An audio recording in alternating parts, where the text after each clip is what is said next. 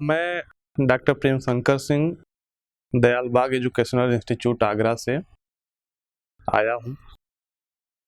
E-PG पाठशाला हिंदी में आपका स्वागत है। आज हम लोग साहित्य इतिहास दर्शन प्रश्न पत्र के अंतर्गत संरचनावाद और उत्तर संरचनावादी इतिहास दृष्टि पर बात करेंगे। संरचनावादी और उत्तर संरचनावादी इतिहास दृष्टि इस पाठ के अध्ययन से हम संरचनावाद की संक्षिप्त जानकारी प्राप्त करेंगे। साथ ही संरचनावादी इतिहास दृष्टि से परिचित हो सकेंगे।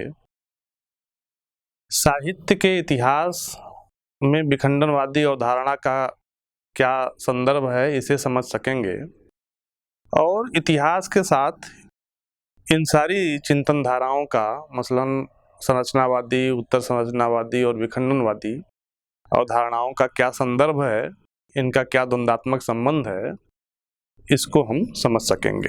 साहित्य को देखने का क्या नजरिया हो, ये साहित्य चिंतन और इतिहास दर्शन की जो है केंद्रीय प्रस्तावना है। इस संदर्भ से जो बात हमारे सामने आती है कि क्या साहित्य को रचने वाला जो रचनाकार है और उसकी जो रचना है, इन दोनों के बीच कोई अंतर संबंध होता है या नहीं होता है। एक टेक्स्ट या पाठ के रूप में जो कृति हमारे सामने है, जब किसी साहित्य पर हम चर्चा करें तो हमारा संदर्भ वह टेक्स्ट होना चाहिए या उस टेक्स्ट को रचने वाला जो रचनाकार है, उस रचनाकार की जो मानसिक दुनिया है, जिस पर सामाजिक परिवेश और वातावरण का असर पड़ा है, वह भी हमारे अध्ययन और विश्लेषण का विषय होना चाहिए। यह प्रश्न सबसे पहले साहित्य इतिहास दर्शन के संदर्भ में रूसी रूपवादियों ने उठाया था। उन्होंने ये कहा कि रचनाकार को असल में रचनाकार या परिस्थिति के परिप्रेक्ष्य में न देखकर उससे पृथक करके सिर्फ टेक्स्ट या पाठ पर आधारित मान करके हमें देखना चाहिए। रूपवादियों ने पाठ को रचनाकार और परिस्थिति से बिल्कुल काट कर देखने की बात कही। ये एक संदर्भ बिंदु है जहां से संरचनावाद का रास्ता शुरू होता है और संरचनावाद के बाद उत्तर संरचनावाद और बाद की जो धारणाएं हैं साहित्य सिद्धांत संबंधी, उसमें भी ये बात अलग अलग तरीके से समय समय पर प्रदर्शित होती रही है। यहाँ हम लोग संरचनावाद क्या है इसके बारे में थोड़ी सी जानकारी हासिल करेंगे। जैसा कि आप जानते होंगे, सस्यूर को संरचनावाद का जनक माना गया और सस्यूर की विशेषता ये थी कि उन्होंने भाषा को केंद्र में रखकर संरचनावाद की नींव रखी। दरअसल जो शब्दों की दुनिया है, शब्दों की दुनिया से बाहर एक अर्थ की भी दुनिया होती है। वस्तुओं के संदर्भ जो है, जो शब्द की जो दुनिया है वह जिन वस्तुओं के संदर्भ से बनते हैं उसकी दुनिया बाहर अर्थ की दुनिया या पदार्थ की दुनिया होती है। हम किसी शब्द से किसी निश्चित अर्थ की तरफ संकेत कर रहे होते हैं। जैसे कलम शब्द हम जैसे प्रयोग में ले आते हैं, जैसे ही हम कलम शब्द उच्चारित करते हैं तो हमारे दिमाग में एक निश्चित आकृति कलम की बनती है। अब ये जो आकृति है और ये जो कलम शब्द है, कलम शब्द एक निश्चित आकृति या निश्चित अर्थ कलम को जो है द्योतित कर रहा है। ये जो पन्ने पर या कागज पर लिखा हुआ कलम शब्द है, यह सिग्निफायर है, संकेतक है, जबकि जिसे वह अपने द्वारा उभार रहा है, संकेत से उभार रहा है, उसे सिग्निफाइड कहा गया। इसी तरीके से जैसे हमने जाल लिखा एक शब्द, तो जाल एक निश्चित आकृति जाल को जो है द्योतित करता है। सिग्निफायर और सिग्निफाइड अर्थात संकेतक और संकेतित के माध्यम से शब्द और अर्थ का संचार चलता रहता है। सस्योर का मानना यह था कि यह सिर्फ इस रूप में, यह जो प्रक्रिया है शब्द और अर्थ के बीच की जो प्रक्रिया है, यह इस रूप में अर्थवान है कि जो जाल शब्द है या जो कलम शब्द है वह अलग अलग अन्य जो इससे मिलते जुलते शब्द संरचनाएं हैं, जैसे कलम कमल से, जाल डाल गाल या अन्य दूसरे शब्दों से अलग इसलिए है कि यह अन्य संकेतकों से अलग दिखता है। इसी में एक बात वे और जोड़ते हैं कि अब ये इस बात को किसी तर्क से नहीं समझाया जा सकता कि जो कलम शब्द है वह निश्चित कलम नामक आकृति को ही क्यों संकेतित करता है। यह प्रक्रिया एक जो है यादृच्छिक संबंध प्रक्रिया है और यह बहुत अरसे से चले आ रहे ऐतिहासिक रीति रिवाजों के कारण संपन्न होती है। इसको किसी तर्क से समझना जो है बहुत मुश्किल होगा। भाषाओं में अनेक तरीके की विभिन्नता होती है और कोई भी शब्द अन्य दूसरे शब्द से, कोई भी आकृति अन्य दूसरी आकृति से अलग है, इसी आधार पे जो है शब्द और अर्थ की संरचना संचारित भी होती है। इसे उन्होंने बाइनरी अपोजिशन या द्विआधारी प्रतिपक्ष कहा। द्विआधारी प्रतिपक्ष मतलब जैसे स्त्री और पुरुष, श्वेत और काला, पूरब और पश्चिम। अब इसके साथ उन्होंने कहा कि जो भाषा में अर्थ की व्याप्ति है वह किसी चीज को एक ऐतिहासिक क्रम में पिरो देने की प्रक्रिया से पैदा होती है। किसी भाषा में हम अर्थ जो है शब्दों को एक क्रम में पिरो देने की प्रक्रिया से, शब्दों को एक क्रम में पिरो देने की प्रक्रिया से हासिल करते हैं। भाषा अगर संकेत तंत्र है, अब इससे एक बात समझनी चाहिए कि अगर भाषा सिर्फ संकेत करती है, भाषा से हम किसी निश्चित लक्ष्य को संकेतित करते हैं, तो यह संकेत असल में भाषा अगर किसी चीज को संकेत करने का माध्यम है तो यह संकेत एक खास क्रम में पिरोने के कारण उत्पन्न होता है और मान्यताओं की बुनावट में कोई शब्द एक खास अर्थ से चिपक जाता है और उसी तरह से उसका प्रयोग परंपरा में चलता रहता है।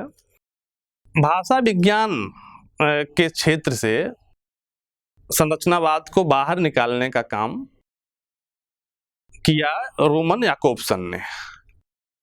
रोमन याकोब्सन का एक महत्वपूर्ण कथन है, साहित्यिक अध्ययन का विषय साहित्य नहीं वरन साहित्यिकता की वे विशेषताएं हैं जिनसे कलाकृत साहित्य बनती है। याकोब्सन ने स्पष्ट किया कि कविता की भाषा का सौंदर्य परक तत्व उसके संप्रेषण तत्व को पराभूत कर देता है। सामान्य भाषा में शब्द बहिर्जगत से अपने संदर्भ में पहचाना जाता है, जबकि काव्य भाषा में यह संदर्भ अवलंबित हो जाता है और शब्द अर्थ से अर्थ पैदा करने की एक अंतहीन क्रीड़ा में सहभागी बन जाता है।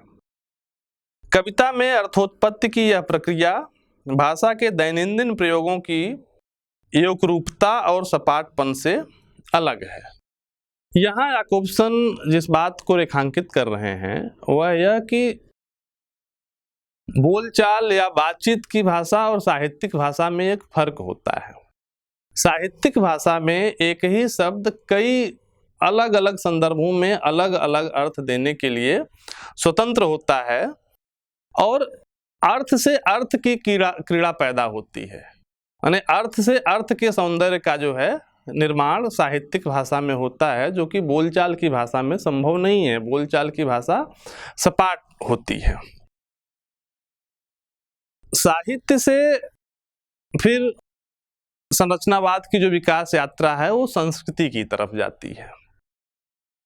सेस्यूर भाषा विज्ञान के क्षेत्र में जिस संरचना के अध्ययन की बात को करते हैं, रोमन याकोब्सन उसे साहित्य की तरफ ले आते हैं, और रोमन याकोब्सन से वह प्रक्रिया फिर जो है माने भाषा को संस्कृत का सगुण रूप माना जाता है। तो जाहिर सी बात है कि भाषा के क्षेत्र में होने वाला जो भी विकास है उसका संदर्भ संस्कृत के क्षेत्र में भी जो है पढ़ना अनिवार्य है, अनिवार्य रूप से पड़ेगा। और इस बात को सांस्कृतिक क्षेत्र में संरचनावाद के सिद्धांतों को संस्कृत के क्षेत्र में लागू करने का श्रेय क्लाउड लेवी स्ट्रास को जाता है, जिन्होंने ये बताया कि जो हमारे संस्कृत में मिथक हैं वह कई छोटे छोटे सांस्कृतिक निर्मितियों का जो है परिणाम है। छोटी छोटी मिथकीय संरचनाएं किसी एक बड़ी मिथकीय संरचना के भीतर शामिल होती हैं। इन छोटी रचनाओं को उन्होंने मिथिमी नाम से जो है उच्चारित किया, और उनका ये मानना था कि ये जो सांस्कृतिक संरचनाएं हैं वह भाषा की तरह ही किसी खास अर्थ से संदर्भित होने के चलते ही, किसी खास प्रयोग से संदर्भित होने के चलते ही अर्थ को देती हैं।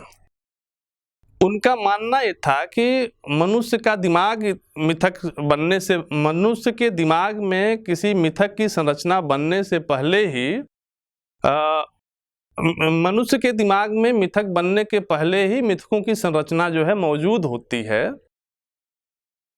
किंतु अंतर्विरोध ये है कि अपनी चेतना और अपनी इच्छा शक्ति का स्रोत मनुष्य अपने को खुद समझता है।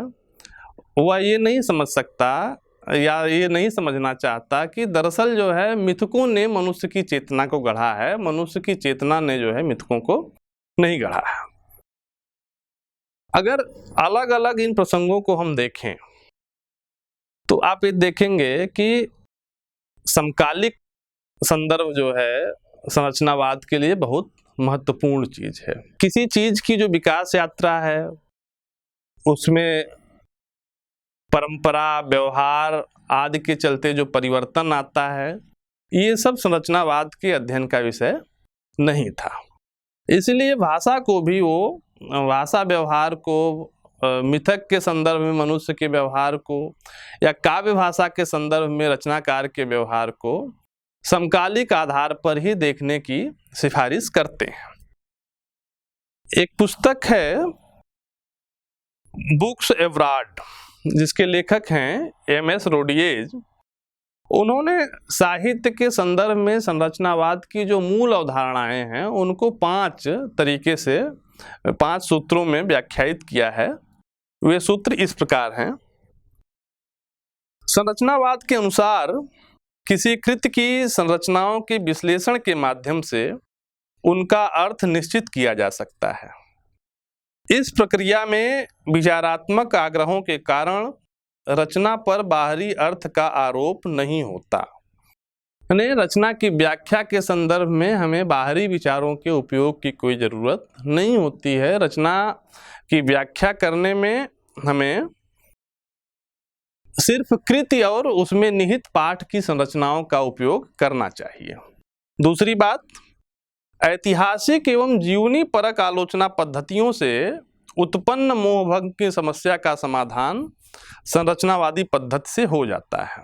ऐसा कोई भी आलोचनात्मक दृष्टिकोण जो पाठ के संदर्भ में अभिप्राय या स्रोत की अवहेलना करता है, परोक्षतः संरचनावादी ही है। लेकिन खतरा यह है कि केवल वास्तु तात्विक विश्लेषण में रचना के बिखर जाने की संभावना है, जबकि संरचनावादी पद्धति के प्रत्यक्ष प्रयोग से रचना की एकता और सुसंगति पुनः स्थापित हो जाती है। चूंकि नंबर 4, चूंकि संरचनाओं की अनुभूति न तो सृजनात्मक चेतना को होती है और न आलोचनात्मक चेतना को। यहाँ रचनाकार और आलोचक या रचना की व्याख्या करने वाले के जो संदर्भ बिंदु हैं उसको ध्यान में रख करके बात कही जा रही है, बल्कि संरचनाओं से एक बुनियादी ढांचा निर्मित होता है। इसलिए संरचनात्मक विश्लेषण मनोविश्लेषण या मार्क्सवाद से प्रभावित वर्गीकरण की पद्धति से मुक्त होता है। संरचनाओं से वस्तुपरक बोधगम्यता का सिद्धांत निर्मित होता है। आखिरी बात, संरचनावाद देश काल की दृष्टि से दूरस्थ रचनाओं के विश्लेषण में सर्वाधिक सफल है, लेकिन एक आलोचक समकालीन रचना की संरचनात्मक व्याख्या करके उसका नया अर्थ उद्घाटित करता है। ये जो आखिरी बात है, इस बात से तात्पर्य यह है कि जब हम किसी रचना को उसके देश काल परिवेश में रख करके देखते हैं तो देश काल की बद्धता जो है को विश्लेषण के केंद्र में रखना हमारी मजबूरी हो जाती है। जब संरचना को देश काल परिवेश से मुक्त कर देंगे या मुक्त करके उसकी व्याख्या हम करेंगे, तब ये जरूर संभव होगा कि नए देश काल परिवेश के संदर्भ में हम उस रचना को व्याख्यायित करते हुए उसके भीतर नए अर्थ उद्घाटन की प्रक्रिया की तरफ भी जाएंगे। लेकिन संक्षेप में अगर हम समझें इन सारी बातों को तो वो इस प्रकार हैं कि किसी रचना की व्याख्या में हमें विचारधारात्मक आग्रह नहीं रखने चाहिए। रचना के अभिप्राय को समझने की बजाय रचना की संरचना की व्याख्या में आलोचक को अपनी समझदारी दिखानी चाहिए। देश काल के संदर्भ रचना के लिए जो है अप्रासंगिक हैं। इसके साथ ही ऐसा प्रस्तावित करते हुए संरचनावादियों ने असल में शब्द और अर्थ की जो परंपरागत धारणा थी उस धारणा को ध्वस्त कर दिया था। संस्कृति को समझने की जो हमारी द्वंद्वात्मक या ऐतिहासिक समझदारी है उसको भी संरचनावाद ने प्रश्नांकित किया।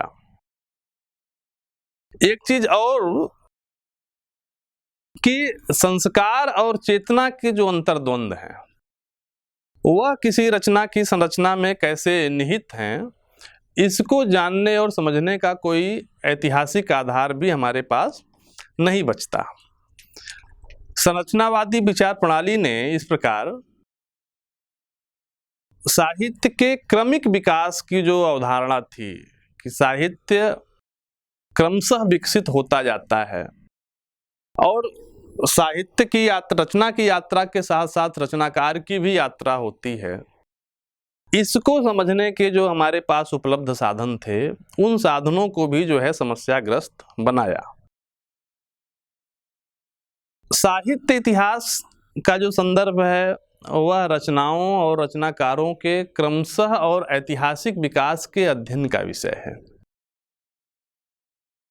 और इस प्रकार से हम देखें तो संरचनावाद ने साहित्य इतिहास को पढ़ने समझने की जो वास्तविक जरूरत थी उस जरूरत के संदर्भ को खत्म कर दिया।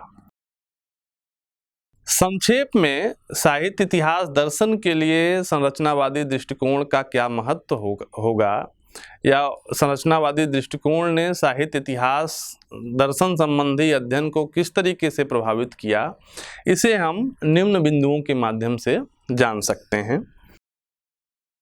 जैसे संरचनावाद ने साहित्य के विश्लेषण, साहित्यिक रूप की मीमांसा और साहित्य की भाषिक संरचना के शैली वैज्ञानिक विवेचन में मदद मिल सकती है, लेकिन साहित्य के इतिहास बोध में नहीं। संरचनावादी विश्लेषणात्मक मीमांसा पद्धति इतिहास दर्शन की संश्लेषणात्मक विचार प्रक्रिया से मेल नहीं खाती। इतिहास बोध के लिए जिस समाकलनात्मक दृष्टिकोण की आवश्यकता होती है उसका संरचनावादी चिंतन में सर्वथा अभाव होता है। संरचनावाद और साहित्य इतिहास का विरोध इस कारण से भी है कि संरचनावाद में मूल पाठ और उसके संदर्भ के बीच में सिद्धांततः अंतराल रहता है। संरचनावाद साहित्य चिंतन में पाठ विश्लेषण अधिक महत्वपूर्ण हो जाता है, जबकि साहित्य इतिहास में पाठ और उसके सामाजिक संदर्भ, पाठ के बनने की, निर्मित होने की दशाएं और ऐतिहासिक और सामाजिक और कलात्मकता के जो अंतर्द्वंद हैं, ये सब भी जो है साहित्य के इतिहास के लिए बहुत जरूरी है। इतिहास की एक जो बुनियादी मान्यता है कि संदर्भ के अनुरूप पाठ के अर्थ में परिवर्तन होता है, लेकिन संदर्भ की उपेक्षा करने के कारण पाठ के परिवर्तनशील होने की दशा का संरचनावाद कोई विश्लेषण करने में अक्षम है। इतिहास के लिए जो एक बुनियादी चीज है इतिहास बोध, यह कृति, कृतिकार और रचनाकार के जो परस्पर संबंध हैं इनसे बनता है। लेकिन रचना के व्यस्त और निरस्त मूल्य तथा पाठक की मूल्य चेतना पर रचना के व्यक्त मूल्यों का जो प्रभाव है उसका अध्ययन आवश्यक है। लेकिन संरचनावाद सिर्फ मूल पाठ को ध्यान में रखता है। कृतिकार और कृतिकार के साथ साथ जो पाठक है उस पे किसी कृति का जो है क्या असर है, यह उसकी नजर में नहीं है। इस तरीके से संरचनावादी साहित्य चिंतन रचना की मूल्य चेतना और पाठक की मूल्य चेतना में कोई संबंध नहीं स्थापित होने देता। रचना और पाठक के बीच एक गैप जो है हमेशा बना रहता है। संरचनावाद से नैतिक और कलात्मक मूल्यों के विकास की परंपरा का भी कोई बोध हमें नहीं होता। एक और बात कि इतिहास बोध के लिए कृति की भाषा और सौंदर्यशील तत्वों का तो महत्व होता ही है, लेकिन भाषा और सौंदर्य बोधी संरचना से अधिक महत्वपूर्ण रचना की वैचारिक और भावात्मक संरचना है। विचार और भाव से कृति को अलग रखने पर संरचनावाद का जोर होने के चलते रचनाकार के वैचारिक और भावात्मक अभिप्राय वो पाठक के सामने नहीं खुलते। इसी से जुड़ी हुई एक और बात है कि संरचनावादी साहित्य चिंतन कलाकृति की स्वायत्तता और संरचनाओं की शाश्वत समकालिकता की धारणा पर टिका हुआ है। स्वायत्तता और शाश्वत समकालिक जो कुछ है वह सब वर्तमान है, समकालिक है, उनके विकास की कोई निश्चित प्रक्रिया नहीं है, कोई निश्चित परंपरा नहीं है। और ऐसा करते हुए वह रचना को ऐतिहासिकता और संदर्भ सापेक्षता से अलग करते हैं। अब ये समझने की बात है कि किसी भी तरीके का इतिहास संदर्भ सापेक्षता, परिवर्तनशीलता और विकासशीलता की उपेक्षा करके इतिहास ही नहीं रह सकता।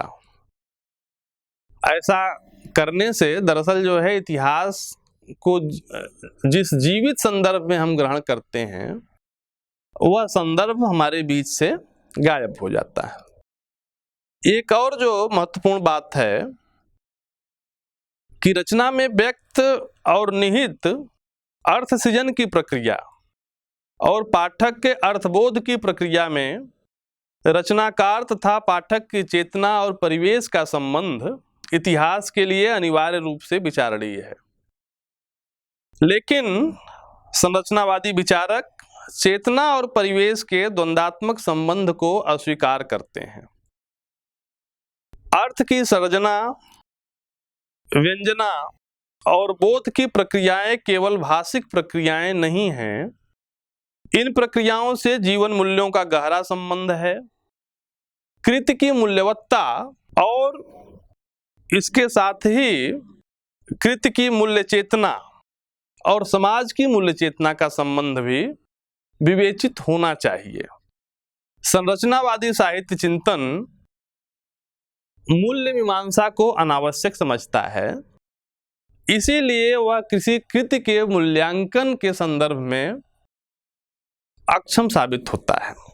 अगला बिंदु ये है कि इतिहास कलाकृतियों के स्थायित्व की प्रकृति का विवेचन करता है और इस स्थायित्व के विवेचन के माध्यम से ही साहित्य परंपरा के विकास में रचनाओं और रचनाकारों के योगदान का भी मूल्यांकन होता है। कला के स्थायित्व का कारण केवल कृति की रूपात्मक संरचना की श्रेष्ठता ही नहीं है। स्थायी मानव मूल्यों और अपने युग के सामाजिक संबंधों की समग्रता की व्यंजना के कारण ही कोई कृति स्थायी बनती है। संरचनावाद कृतियों के रूपात्मक संरचना पर विचार करता है, लेकिन रचना के संप्रेष्य मूल्यों की प्रासंगिकता का विवेचन उसका अभिप्राय नहीं है, उसका अभिष्ट नहीं है। इसलिए संरचनावाद साहित्य परंपरा में रूप संबंधी परिवर्तनों तक ही अपने को सीमित रखता है। समाज के प्रवाह में आने वाले जो जीवन मूल्यों के परिवर्तन हैं, उन परिवर्तनों की उपेक्षा करना संरचनावाद के लिए धर्म की तरह है। साहित्यिक कृतियों की एक निश्चित संरचना होती है और संरचनावाद उन साहित्यिक कृतियों की संरचनाओं के खोज में ही अपने को संलिप्त पाता है, जबकि साहित्य का इतिहास रचना की ऐतिहासिकता, उसकी वर्तमानता के द्वंद्वात्मक संबंध के विवेचन से ही संभव है। एक रचना जिस ऐतिहासिक संदर्भ में पैदा हो रही है, उस ऐतिहासिक संदर्भ से निकल करके आगत वर्तमान में उसकी क्या स्थिति बनेगी, ये भी जो है साहित्य के इतिहास का जो है के अध्ययन का विषय बनता है। और इस मामले में भी संरचनावाद हमें कोई मदद नहीं कर पाता। और आखिरी बात यह कि साहित्य का इतिहास कालक्रम, रचना स्रोत, रचनाकार का व्यक्तित्व और पाठक की संवेदना की उपेक्षा करके नहीं चल सकता। वह केवल रचनाओं का कोष नहीं हो सकता। संरचनावादी कालक्रम स्रोत और रचनाकार के अभिप्रायों के विवेचन को अनावश्यक मानते हैं। संरचनावादी साहित्य सिद्धांत अनुसंधान को नहीं, केवल आलोचना को उपयोगी मानता है। साहित्य का सार्थक इतिहास अनुसंधान और आलोचना के सम्यक संयोग से ही लिखा जा सकता है।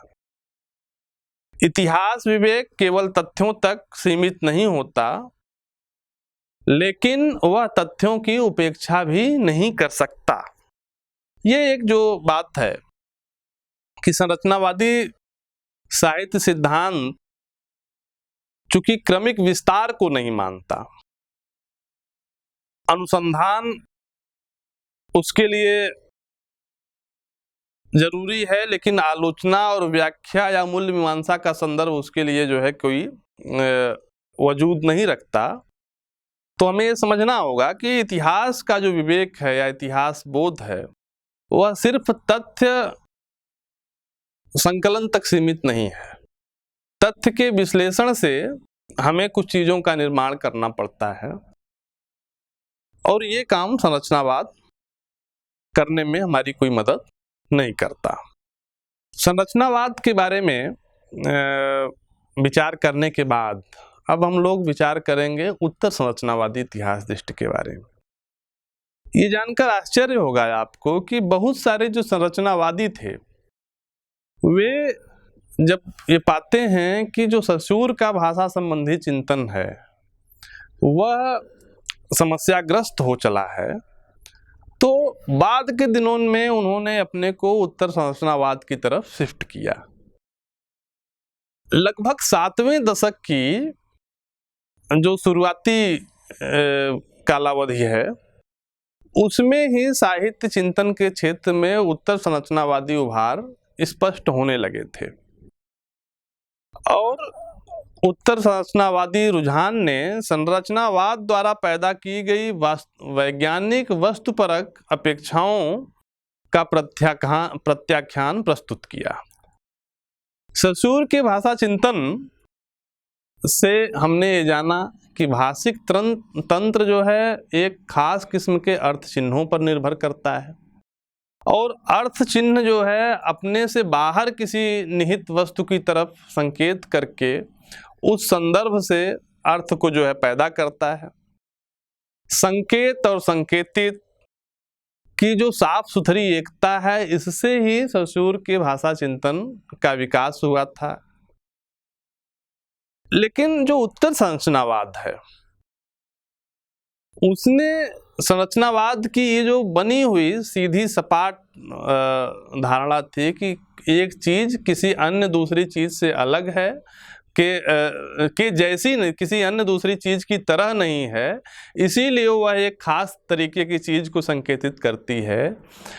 इस बात को एक तर्क प्रक्रिया के तहत पलटने की कोशिश की, और जो उत्तर संरचनावाद के सबसे प्रखर चिंतक हैं जैक देरिदा, उन्होंने एक बात प्रस्तावित की कि भाषा में अर्थ किसी खास संकेत चिन्ह के चलते नहीं, बल्कि भाषा के भीतर निहित प्रपंच के चलते पैदा होते हैं। और प्रपंच को उन्होंने समझाया कि अर्थ की किन्हीं खास संरचनाओं को हम कुछ खास उद्देश्यों से उभारते हैं और अन्य संदर्भों को हम दबा करके संरचना के भीतर ही दबा रहने देते हैं। इस बात को स्पष्ट करते हुए उन्होंने लिखा कि अर्थ चिन्ह में प्रत्यक्षता उपस्थित नहीं रहता, चूंकि किसी चिन्ह का अर्थ इस बात से प्रकट होता है कि वह चिन्ह क्या नहीं है, अतः एक अर्थ एक तरह से चिन्ह में अनुपस्थित भी रहता है। अर्थ संकेतकों की एक पूरी श्रृंखला में बिखराया छितराया रहता है, वह कभी किसी एक चिन्ह में उपस्थित नहीं रहता। अर्थ किसी चिन्ह में उपस्थित और अनुपस्थित की झिलमिलाती लौ की तरह है। दूसरे यह कि भाषा एक कालगत प्रक्रिया है।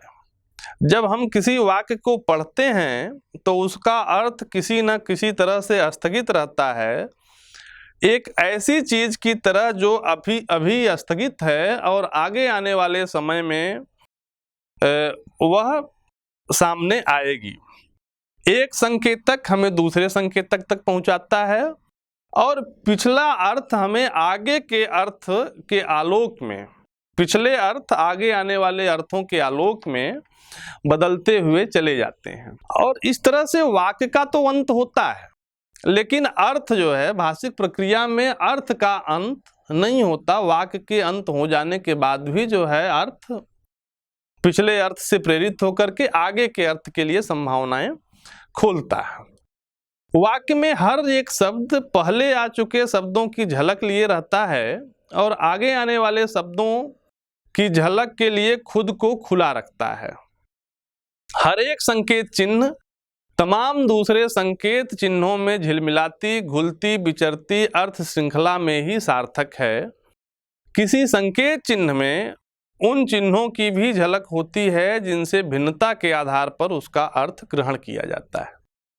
इस उदाहरण में ये जो भिन्नता के आधार की बात है, यह रेखांकित करने की बात है। ससुर को पढ़ते हुए हमने देखा कि ससुर ने कहा कि एक शब्द दूसरे शब्द, एक शब्द अर्थ से किसी खास रिफरेंस के चलते, किसी खास संदर्भ के चलते अर्थवान होता है। देरिदा प्रस्तावित कर रहे हैं कि रिफरेंस नहीं बल्कि डिफरेंस, माने दो, एक शब्द और अर्थ का दूसरे शब्द और अर्थ के साथ जो अंतर है वह ज्यादा महत्वपूर्ण है। संरचनावादी चिंतन में जो महत्व संदर्भ को प्राप्त था, उस महत्व पे देरिदा डिफरेंस या अंतर शब्द को ला करके बैठाते हैं। जैसे कमल शब्द जिस कमल को संकेतित कर रहा है वह कलम से उसकी भिन्नता के आधार पर निश्चित होगा। गोपीचंद नारंग ने इस संदर्भ में एक बात कही है कि देरिदा विभेद की संकल्पना को एक संरचना एवं आंदोलन घोषित करते हैं। जिसकी 3 विशेषताएं प्रमुख हैं। नंबर 1, उसके अनुसार भाषा के तत्वों में विभेद तथा उसके कारण अर्थोत्पत्ति का खेल जारी रहता है। दूसरे, यह कि उपस्थित तत्व तो अर्थ खो देते हैं, अदृश्य तत्व भी जिनसे विभेद स्थापित होता है अर्थोत्पत्ति की प्रक्रिया में अपने अदृष्ट से प्रभावकर होते हैं। देरिदा अदृष्ट की अवधारणा को ट्रेस या झलक कहते हैं। तीसरी बात यह कि भाषा के प्रभावकर तत्वों के मध्य अंतराल होता है।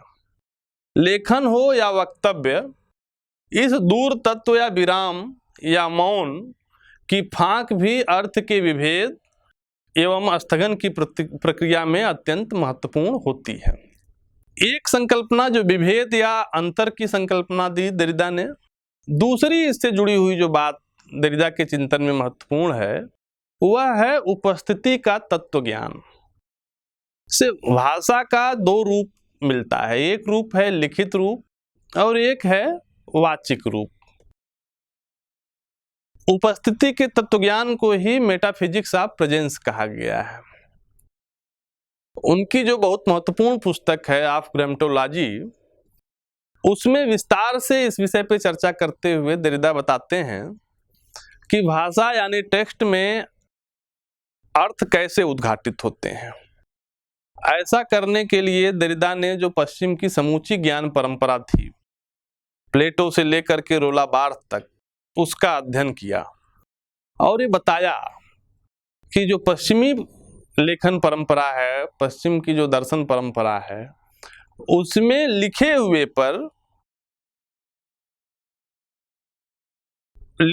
शब्द की बोले हुए शब्द पर सत्ता स्थापित है। जो लिखित है वह ज्यादा महत्वपूर्ण है बनिस्पत जो बोला गया है। बोलते हुए वक्ता की उपस्थिति, क्रियाकलाप, उसके हाव भाव से भाषा में एक प्रकार की स्पष्टता आ जाती है।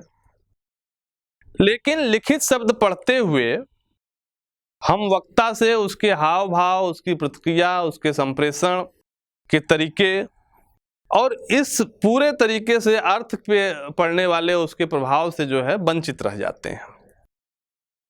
और इस तरीके से उन्होंने कहा कि अर्थ में एक प्रकार की भ्रष्टता आती है। जो लिखा हुआ सत्य है उसमें एक किस्म की भ्रष्टता जो है प्रवेश करती है और यह जो है क्रिया की अनुपस्थिति के कारण है। जो लेखक है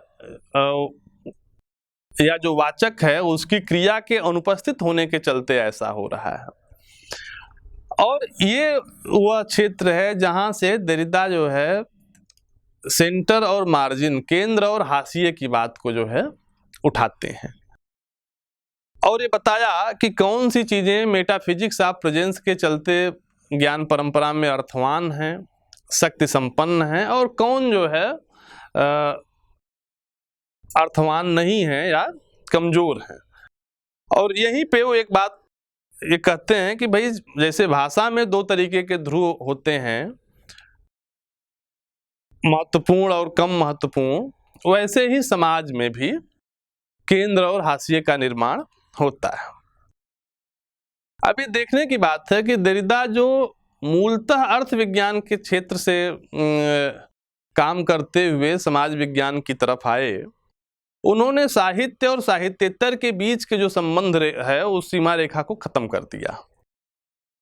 उनकी राय में भाषा का कोई बंद ढांचा नहीं होता। इस बात को बताने के लिए उन्होंने पूर्व में बनाई गई संरचनाओं को जो है ध्वस्त किया और पूर्व के ढांचे कैसे अपनी बातों को टेक्स्ट के भीतर ही दबा करके अन्य बातों को उभारते हैं, इस प्रक्रिया पर उन्होंने जोर दिया। जैसे गुलाब के सौंदर्य को उभारने के लिए रचना में गुलाब के खून चूसने की प्रवृत्ति को बहुत वर्षों तक दबा करके रखा गया। देरिदा ने इस अंतर को मिटाने हेतु कहा कि जो भी संरचना हमें ज्ञात है वह दरअसल सत्ता के पक्ष में बनाई गई है। जैसे हम स्त्री और पुरुष कहते हैं तो पुरुष एक सत्ता है जो स्त्री को दबाने के लिए गढ़ा गया है, और यह जो है माने पुरुष की श्रेष्ठता तो स्त्री पे साबित करता ही है, पुरुष की अपेक्षा स्त्री को हीन भी साबित करता है। और इस तरह उन्होंने बताया कि जो भी पाठ संरचनाएं हैं वह दरअसल राजनीतिक, सामाजिक और सांस्कृतिक गतिविधियों के वर्चस्व का परिणाम है। देरिदा ने इस बात पर भी जोर दिया कि इन संरचनाओं को ढहाकर ही जो है, जो हाशिया है या जो नई संरचनाएं हैं, उन्हें केंद्र में लाया जा सकता है। लेकिन इस प्रक्रिया में जो पुरानी संरचना है वह हाशिए की ओर धकेली जाएगी, ऐसा नहीं है। होगा यह कि हाशिए पर गई चीजें फिर से केंद्र में आने का प्रयास करेंगी, और इस तरीके से भाषा के भीतर एक क्रीड़ा का जन्म होगा और अर्थ की संरचनाएं लगातार बनती और बिगड़ती रहेंगी। इस प्रकार पाठ का संपादन बंद होने के बजाय हरदम खुला हुआ रहेगा। कोई पाठ निश्चित रूप से पूर्ण जो है नहीं हो सकता, उस पाठ के हरदम जो है नए सिरे से खुलने की संभावना रहेगी। इसे ही देरिदा ने खुला हुआ अंत कहा। देरिदा के चिंतन से जो बात उभर करके सामने आती है कि शुद्ध ज्ञान और राजनीतिक ज्ञान के बीच कोई अंतर जो है समाप्त हो गया। संरचनाओं की स्थिरता को ढहाकर देरिदा ने पाठकों के राजनीतिक चरित्र को व्याख्यायित किया। और इस प्रकार हम देखें कि जो प्रबोधन के दौर में तर्क, ज्ञान, विवेक को हमने स्थापित किया था, एक मूल्य के बतौर पाया था, देरिदा ने उसे सत्ता का संदर्भ देते हुए और सत्ता के संदर्भ में गढ़ी गई संरचना बताते हुए उन मूल्यों को समस्याग्रस्त घोषित किया। और विखंडनवाद ने सबसे पहले जो आधुनिकतावादी एक केंद्रिकता थी उसको नष्ट किया और भाषा तथा उसमें निहित पाठ के बहुलतावादी संदर्भ को सामने प्रकाशित किया। एक और बात जो इससे हुई कि यथार्थ को एकांगी मानने की जो धारणा है वह समाप्त हुई। यथार्थ कई छोटे छोटे यथार्थों से मिल करके बना हुआ एक बृहद यथार्थ है। केंद्रीय यथार्थ जैसी कोई चीज नहीं होती। इस प्रकार आधुनिकतावादी सत्य की असत्यता इस प्रपंचीकरण के बगैर संभव न थी। इतिहास, परंपरा, मुक्त ज्ञान, विवेक सब खोखले दावे के सिवाय कुछ नहीं।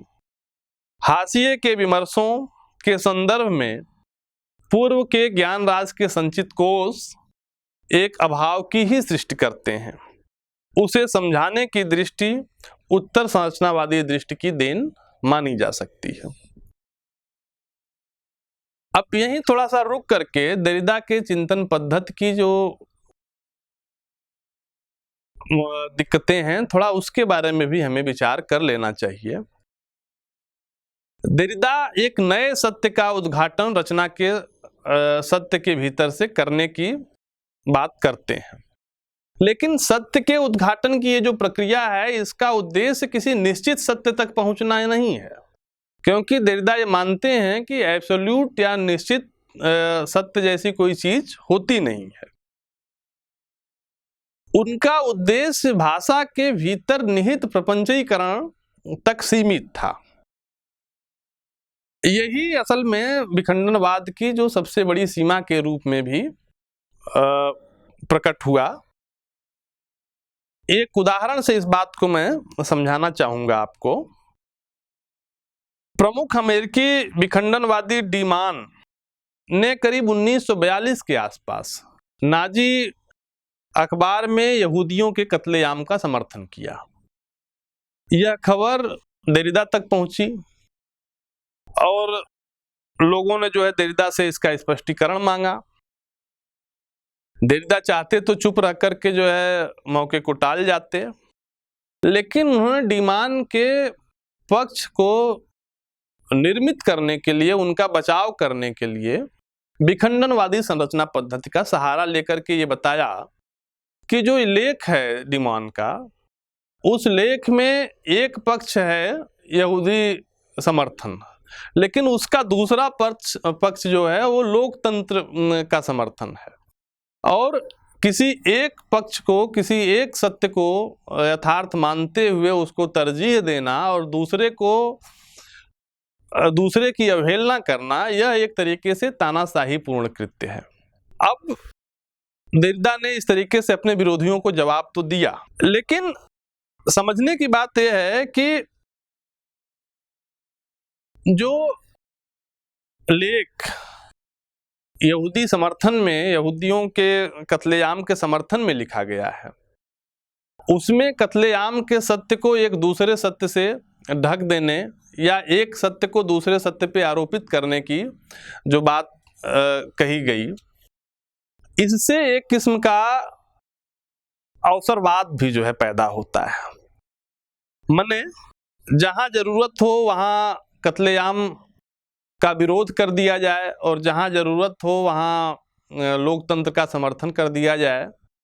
इस तरीके से हम देखते हैं कि जो इतिहास के अंत की घोषणा करने की वैचारिकी थी, उससे खुद द्वितीय विश्व युद्ध के बाद की ऐतिहासिक हकीकत ने बदला लिया और विखंडनवादी प्रपंचीकरण का पर्दाफाश हो गया।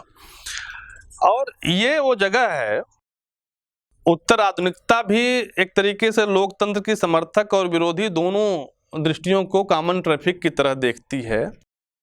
यह बिंदु प्रबोधन और उत्तर आधुनिकतावाद का साम्य इस बिंदु पर स्पष्ट हो चुका था।